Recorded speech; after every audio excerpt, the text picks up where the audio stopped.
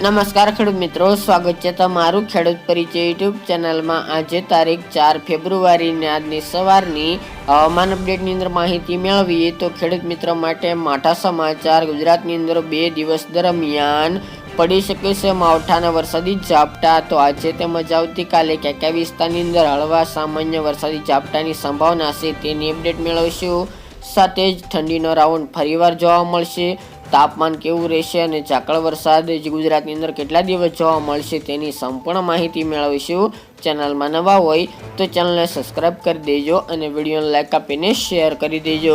તો ખાસ કરીને મિત્રો વાત કરવા જઈએ તો ગુજરાતની અંદર ફરીવાર આજે તેમજ આવતીકાલે વાતાવરણમાં ફરીવાર પલટો જોવા મળશે।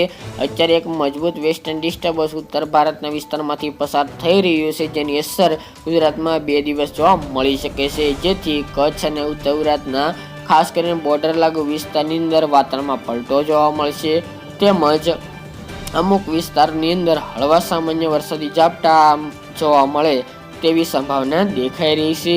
જેમાં ઉત્તરની અંદર સાબરકાંઠા, બનાસકાંઠા, પાટણ, મહેસાણા અને અરવલ્લી તેમજ ડીસા છે, પાલનપુર, ખેડબ્રહ્મા, ઈડર, સિદ્ધપુર, વડનગર, ભાંભર, થરાદ તેમજ ધાનેરા છે, રાધનપુર, પ્રાંતિજ, માણસા, ભાંભર આ તમામ વિસ્તારની અંદર હળવા સામાન્ય વરસાદી ઝાપટા અમુક વિસ્તારની અંદર જોવા મળશે।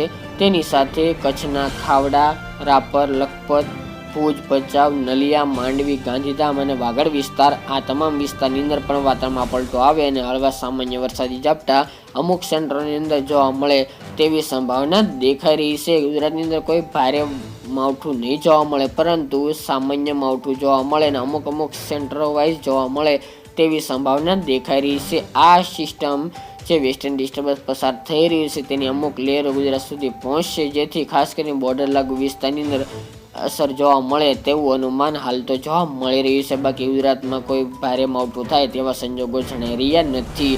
આ સાથે જ મિત્રો આગોતરા તરીકે નોંધ લઈ તો 10 ફેબ્રુઆરી બાદ એક માવઠાનો માર જોવા મળે તેવી સંભાવના પણ દેખાઈ રહી છે, તેની પણ અપડેટ આપણે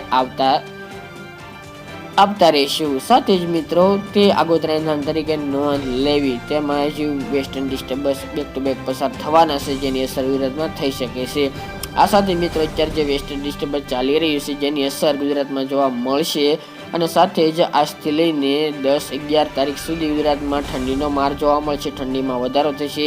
અત્યારે જે પવનની દિશામાં બદલાવ થયો હતો તેમાં ફરીવાર બદલાવ જોવા મળશે। 5 તારીખ બાદથી ઉત્તર પૂર્વના અને પૂર્વના પવનો રેગ્યુલર જોવા મળે તેવી શક્યતા છે, જેથી ગુજરાતમાં ફરીવાર તાપમાન નીચે આવે તેવી શક્યતા દેખાઈ રહી છે। અત્યારે ખાસ કરીને બપોર દરમિયાન મહત્તમ તાપમાન 30 ડિગ્રી ઉપર ચાલી રહ્યું છે, તેમાં એકાએક ફરીવાર 5 તારીખથી ઘટાડો જોવા મળશે અને 25 થી 28 ડિગ્રી સેલ્સિયસ સુધી ફરીવાર તાપમાન નીચું આવે તેવી સંભાવના છે, જેથી ગુજરાતમાં રાત્રિનું લઘુત્તમ તાપમાન પણ 2 થી 3 ડિગ્રી નીચે આવે તેવી શક્યતા રહેલી છે, જેના કારણે ફરીવાર ગુજરાતની અંદર ઠંડીનો કહેર જોવા મળી શકે છે। પરંતુ કોઈ ભારે ઠંડી નહીં જોવા મળે, પરંતુ નોર્મલથી મધ્યમ ઠંડી જોવા મળશે।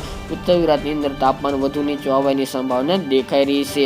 અત્યારે વાત કરીએ તો મોટાભાગના તમામ ગુજરાતના સેન્ટરોની અંદર તાપમાન 28 થી લઈને 32-33 ડિગ્રી આજુબાજુ જોવા મળી રહ્યું છે, તેમાં એકાએક ફરીવાર ઘટાડો જોવા મળશે 5 તારીખથી 13 તારીખ દરમિયાન અને રાત્રિનું તાપમાન જે અત્યારે 15 ડિગ્રી ઉપર ચાલી રહ્યું છે તે પણ 15 ડિગ્રી કરતાં પણ નીચું ચાલે તેવું અનુમાન લાગી રહ્યું છે, જેથી ગુજરાતમાં ફરી ઠંડી જોવા મળી શકે છે, પરંતુ હળવાથી મધ્યમ ઠંડી જોવા મળે તેવી શક્યતા હાલની અપડેટ મુજબ જોવા મળી રહી છે। બાકી કોઈ મોટો ફેરફાર થવાની સંભાવના દેખાઈ રહી નથી। ઉત્તર ગુજરાત અને કચ્છનું રાત્રિનું તાપમાન 5 થી લઈને 13 તારીખ દરમિયાન નોર્મલ કરતાં નીચું જોવા મળશે, જેમાં 12 થી લઈને 13 ડિગ્રી આજુબાજુ પણ અમુક સેન્ટરોની અંદર તાપમાન જોવા મળે ઉત્તર ગુજરાત અને કચ્છમાં તેવી સંભાવના રહેલી છે, જ્યારે સૌરાષ્ટ્રમાં 15, 16, 17 ડિગ્રી આજુબાજુ, મધ્ય પૂર્વ વિસ્તારની અંદર 14 થી લઈને 17 ડિગ્રી અને દક્ષિણ ગુજરાતની અંદર 20 ડિગ્રી આજુબાજુ તાપમાન નોંધાય તેવું અનુમાન રહેલું છે। આ સાથે મિત્રો ઝાકળ વરસાદનો રાઉન્ડ ચાલી રહ્યો છે, પરંતુ પવનની દિશા બદલાતા ફરીવાર ઝાકળ વરસાદમાં ઘટાડો જોવા મળશે।